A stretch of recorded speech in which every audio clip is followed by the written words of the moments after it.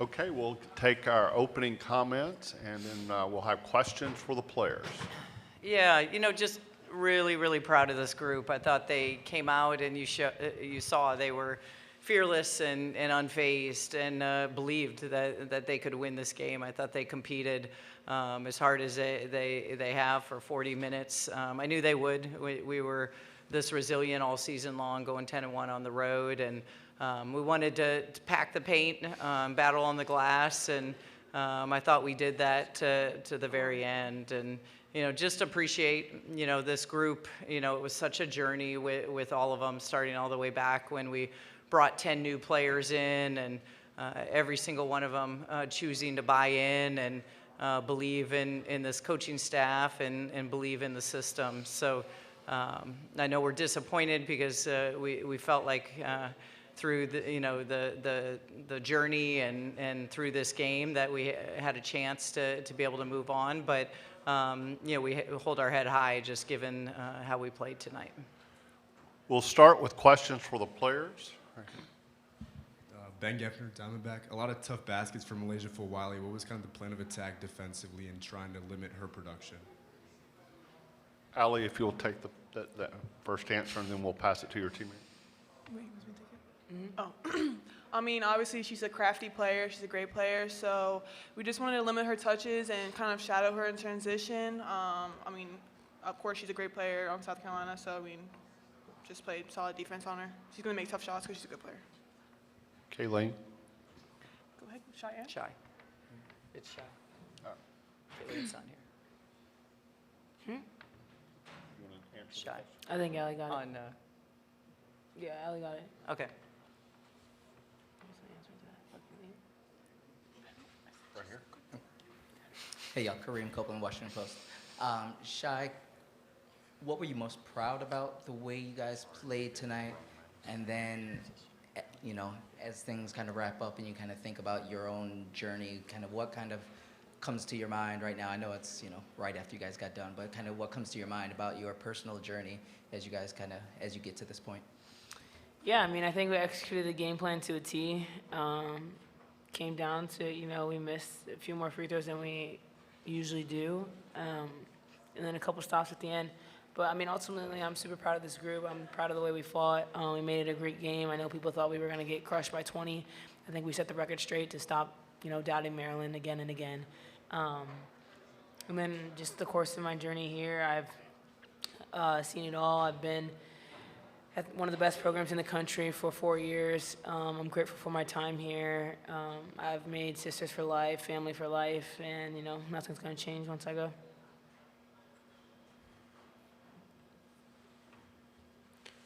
Question right here in the back. Hey, Allie, can you just kind of reflect on these last few seasons in Maryland and just kind of, your journey, coming here and just kind of making a name for yourself here? Yeah, I mean, I think growing up, nobody really thought I was going to go D1. So it's really special to play here, especially under Brenda. I mean, it's a dream come true, honestly. Kind of like Shai said, I made sisters for life here, and people doubted us the entire year, and just us coming back and showing them that we're a great team, it's really special for me, and I know for the girls too.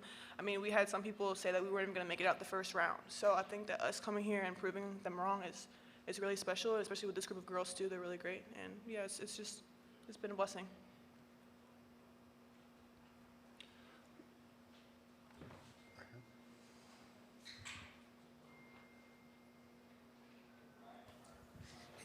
Kareem Copeland, Washington Post. Ali or Shai or both. What was kind of the biggest challenge down the stretch trying to get some stops as they start to kind of get rolling those last, 5 minutes of the fourth quarter? I mean, I think we had to do a better job of just continuing it. I mean, I felt like they were taking really, really tough twos. Got a couple foul calls and sent them to the line, which always helps. Came down to the end, we couldn't get a basket to go in, and they started getting fouls and started making their free throws. So, I mean, I think everything we did and we talked about doing was executed to a T. We're going to go to Zoom for Benjamin. It's Max Schaefer, Testudo Times. Ali, you were having a really, really positive impact on the game. Obviously, fouled out there late. how tough was that for you to have to try to watch that from the bench and just, yeah, that's really just a question. How hard is it for you to have to watch that from the bench? Yeah, I mean, it's always tough to not be able to be on the floor and contribute to with my team. At that point, all you can do is just kind of cheer them on and give positive energy off the bench. But, I mean, they held their own, and I think they did a great job. So, yeah. Okay, ladies, thank you. Thank you. Okay,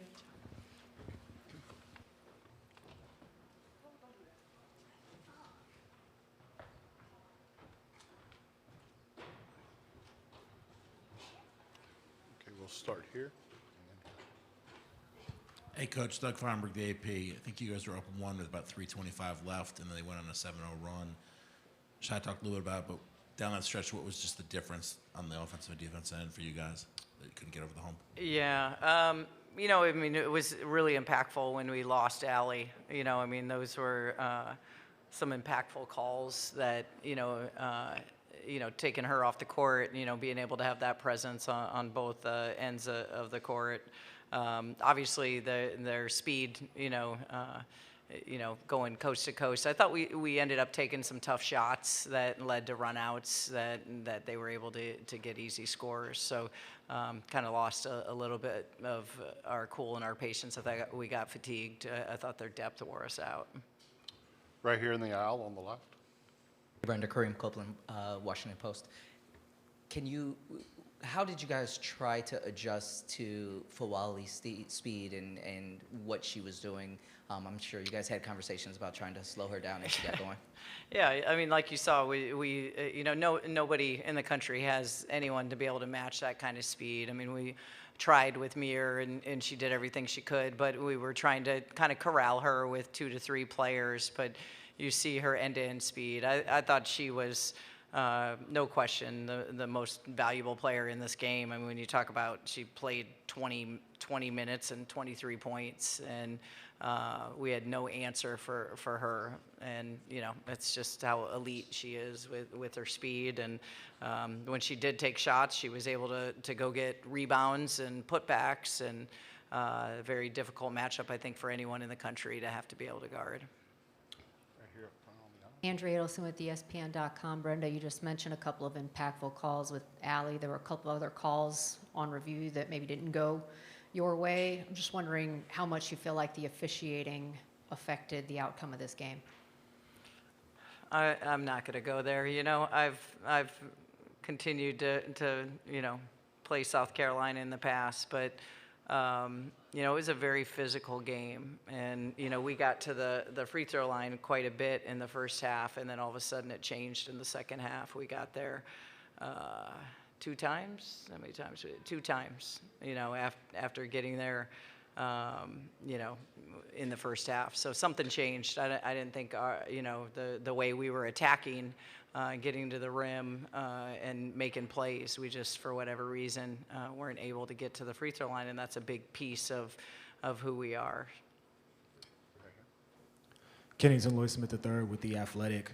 Just this week in general, the Alabama game, the short turnaround, and coming here to overcome those things and play a great game, in what way can this experience be used as a building block or a data point that can push the program forward, into the offseason, into next season? Yeah, I mean, anytime you can continue to keep advancing through the rounds, and now with your rosters turning over so much, the players that you bring back that gain that experience, and they're under the bright lights, and they don't feel the pressure when they come back the next year. But really proud of this group. I mean, when you look at the pressure they were under, and even in this Sweet 16 game, they didn't even flinch. I mean, we believed we could win this game. We showed that we could win this game, and I think we gave a pretty good blueprint on how to beat South Carolina, to be quite honest, for the teams moving forward.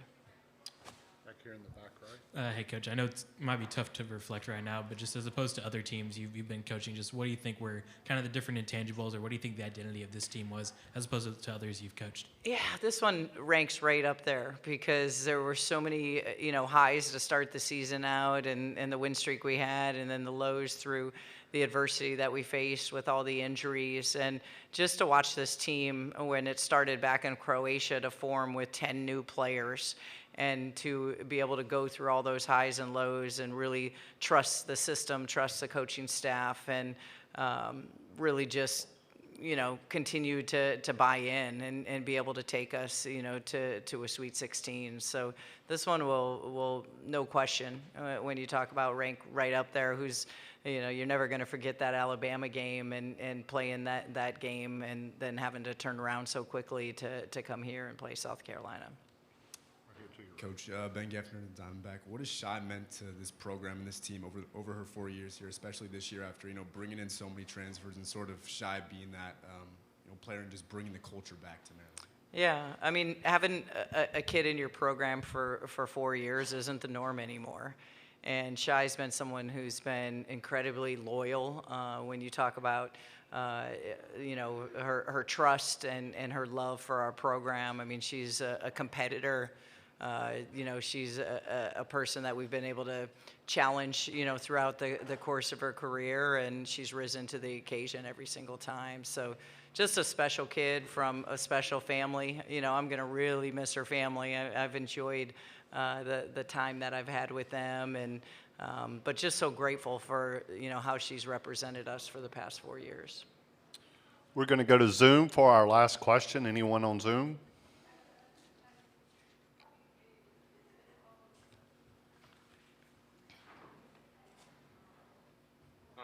Hi, Coach. Ben Messinger, Testudo Times. Just quickly, obviously, when you guys lost Bree McDaniel, early on in the season, things went a little bit more poorly, but you guys bounced back and kept going and made it very close here against South Carolina. Just what are your thoughts of the resilience of your team throughout the season?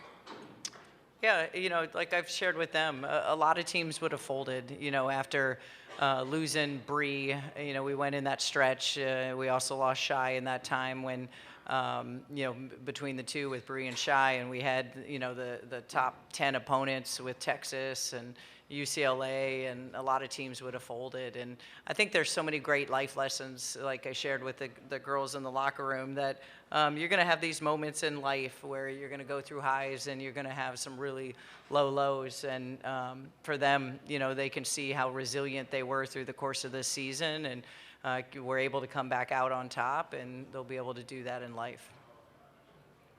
Okay, Coach, thank you. Thank you.